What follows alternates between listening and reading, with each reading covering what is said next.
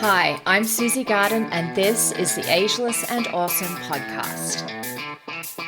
I'm an age-defying naturopath and clinical nutritionist, and I'm here to bust myths around women's health and aging so that you can be ageless and awesome in your 40s, 50s, and beyond. The Ageless and Awesome podcast is dedicated to helping women through perimenopause and menopause with great health, a positive mindset, and outrageous confidence.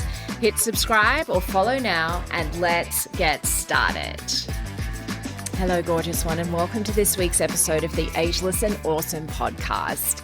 Today's podcast is kind of a mix of some new information, and I'm also going to rerun part of an podcast I did late last year on creatine. Creatine has become one of the hottest supplements this year, and I tried to do an order last week at all of my distributors. I use a number. All of my distributors are out of stock of creatine, and it is just everywhere in terms of people talking about it on social media.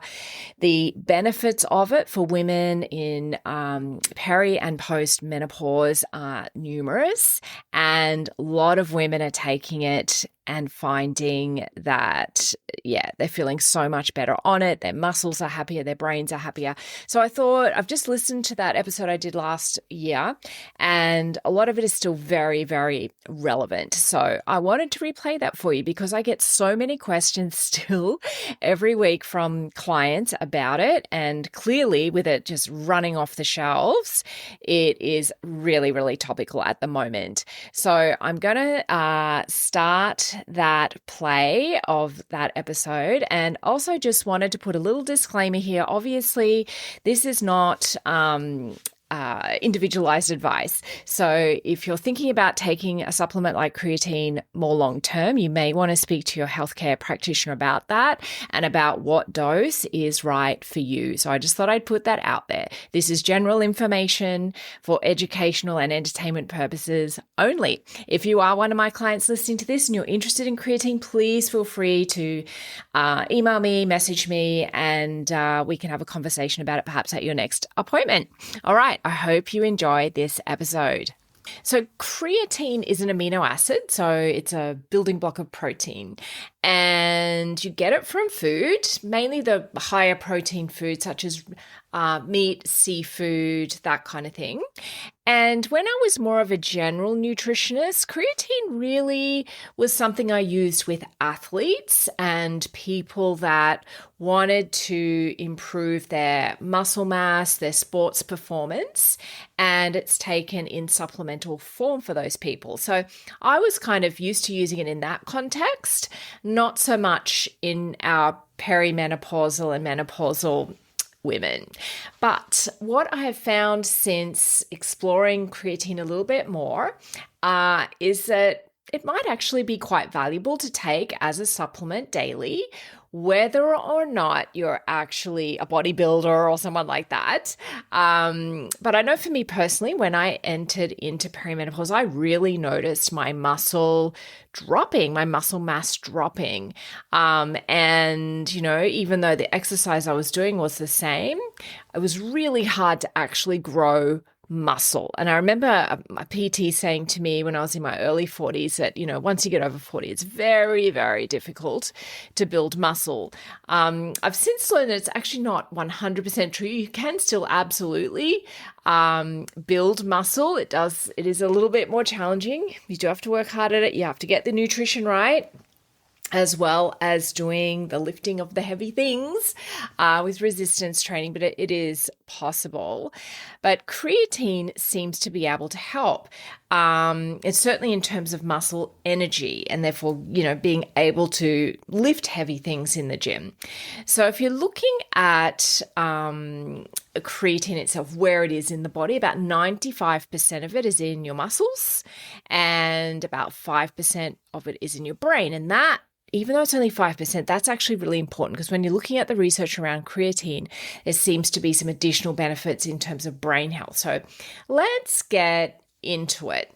Let's start with what it actually does in the body. So as I've mentioned it does help with your muscles, and it serves as an energy reserve in the body.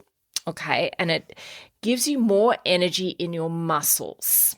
It helps to create more, let's take the simple route, helps to create more ATP. So if you've done biology at school, back in the day, you probably have heard of ATP before. That's our energy in our cells. That's what we use for energy in our cells. So taking creatine helps to create more ATP, which is our energy in our cells. And what creatine can be used for when we're looking in perimenopausal and menopausal women is that with studies have shown that women who are doing a consistent resistance training program and then add in creatine supplementation, these studies have shown an increase in bone density, which is super important, muscle mass, and performance when this creatine supplementation is added. You do have to get the diet right, and you do have to get the resistance training happening as well. This is not just a magic kind of potion that's going to suddenly have you looking like Popeye. But I reckon when we get to this sort of stage of life, any incremental benefit is going to be worth it, particularly when we're looking at bone health as well. And particularly I know from my own experience of losing muscle mass, anything that I can take that's going to help get that back, I'm going to do it, because it's so good. It's not just about what you look like in terms of getting some muscle definition, although that's really nice. The more muscle mass you have, the more energy you burn at rest. So it's very important when we're looking at healthy weight management. It's also fantastic for making sure that as we get older, that our mobility stays at the level that we want it to stay. I don't know about you, but certainly as I'm getting into my 50s and I'm sure my 60s, 70s and beyond, I still want to do fun things. I want to go hiking. I want to go traveling. I want to be able to lift my luggage. I want to be able to do my reformer and do my yoga and all the things I really enjoy in life. And if I lose my muscle mass, it's going to make it increasingly difficult. Also, as we know, as we get older, with that mobility kind of reduction in muscle mass makes us more inclined for injury and falling, that kind of thing. I don't want to be falling over and breaking a hip. As a nurse, when I worked in a hospital, I saw so many older women doing that, falling over, breaking a hip, ending up in hospital, and then complications happen. It's really not, it can be a very slippery slope if that happens. So keeping that muscle mass and our bones healthy, super important. And then with creatine, if we have this extra benefit of an increase in brain function, because remember I said 5% of creatine's actually in the brain. And there have been some studies that have shown that taking creatine may actually improve brain function in older women, especially if you're not getting enough sleep, which for many of us in peri and postmenopause, sleep is a massive issue.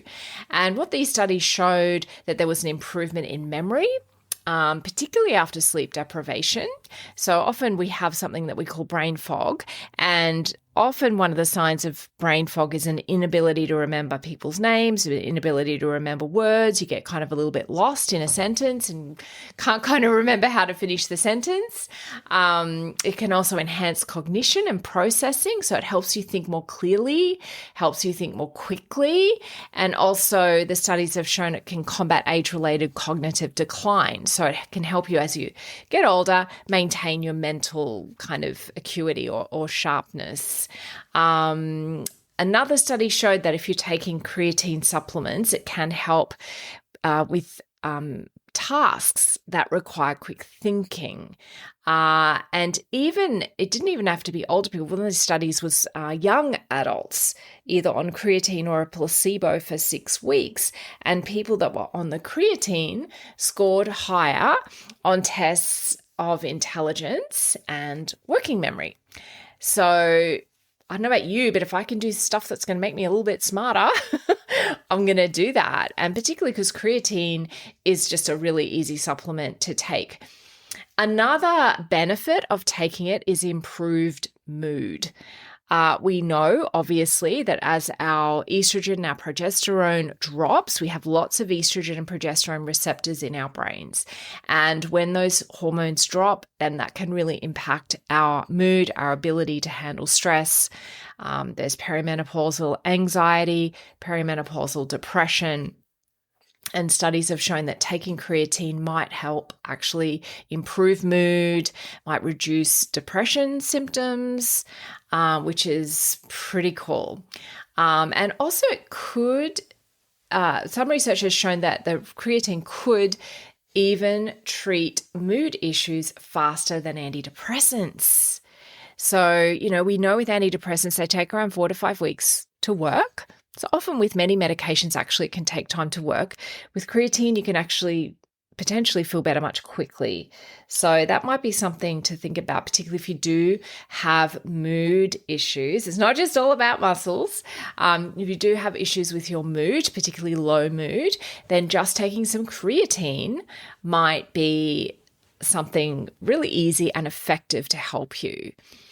Now, how do you take creatine? How much to take? Because generally when you buy creatine, it's just in a bag and you may not know how much to take. In the studies, generally speaking, they're using 5 grams.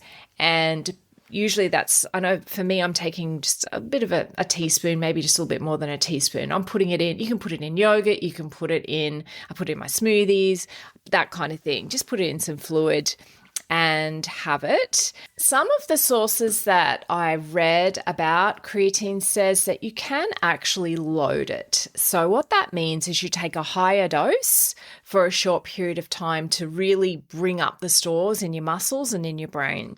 So the recommended loading dose is 20 to 25 grams of creatine every day for just like 5 to 7 days. And that can really rapidly increase your stores. And then you drop it back down to 5 grams a day for maintenance. Now, I didn't bother doing a loading dose because, again, research has shown that you can just take the 5 grams a day and you will maximize your stores of creatine. Might take a little bit longer, but, I didn't feel like doing the loading of it, so you definitely don't have to. But I think that's probably about all I want to say about creatine. Obviously, this is general advice. It's not taking into account any of your personal circumstances. So if you're not sure whether, if you have medical conditions, if you're on medications, you may want to chat with a healthcare practitioner about whether or not creatine is something that's suitable for you. I just always like to kind of put that out there. Just don't go and smash the creatine just in case it's not right for you. But as I said, you're getting it in your diet anyway. But it is good if you are in that perimenopausal or menopausal stage that you might want to just increase it a little bit. Actually, there is one more thing I did want to say in terms of your timing. It used to be that we thought that you needed to take creatine pre kind of workout or immediately post workout, and you can do that, but in this context that we're talking about in peri and postmenopause, you can just take it as a daily supplement. You just need to take it in the presence of carbs. So that's why putting it in some yogurt, putting it in some like a smoothie, that kind of thing, any kind of food really is going to be helpful for its absorption. But that's something that I'm doing that you may want to consider. So I hope that's been helpful. If you have any questions, please let me know. Otherwise, I will see you next week on the pod. Thanks so much for joining me on the Ageless and Awesome podcast. If you liked this episode, please make sure you click the little plus button if you're on Apple Podcasts or the follow button if you're on Spotify so that you get each new episode delivered to you every single week. If you feel like writing me a 5-star review, you would absolutely make my day. If you found this episode resonated with you, head over to my Instagram and DM me at the Perimenopause Path. I would love to connect with you.